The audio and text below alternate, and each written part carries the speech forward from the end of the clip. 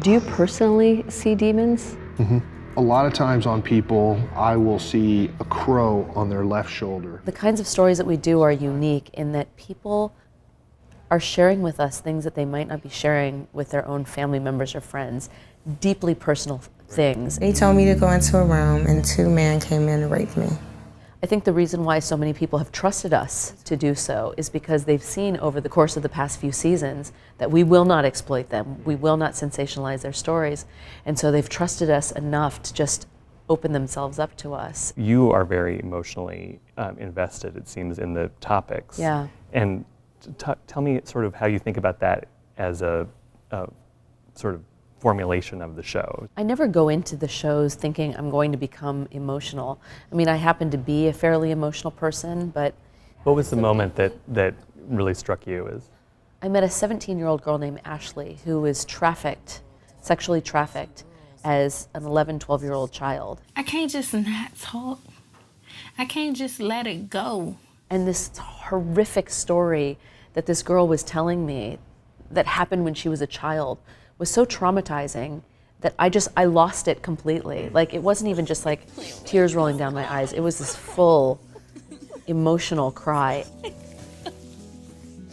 And what was interesting about that experience is I made all of the male members of my team sit outside with the exception of our DP.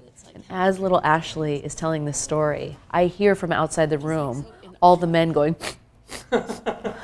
and then we all just lost it because the courage that it took for this girl to talk about what had happened to her was so profound. On the other hand, you have, there are shows that are lighter. I'm still young enough to have sex, so I want that.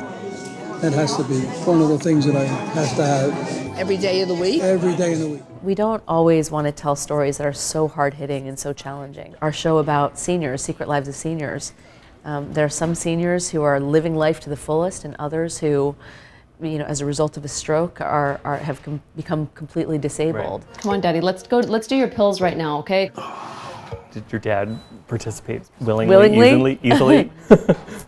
My dad was actually pretty cool about it. He's two journalist daughters. Yeah, so. he was very low key and very cool, and he was actually very pleased with the way the show turned out. You mentioned that you like Creative Control. OWN. It's a new network. Sure. So it's evolving. How do you think about that, or is there pressure, if any, to pick attention-getting topics? OWN is a pretty new network, and I think it's just really starting to find its voice and its audience, and it's definitely been an interesting experience, starting a show on a brand new network.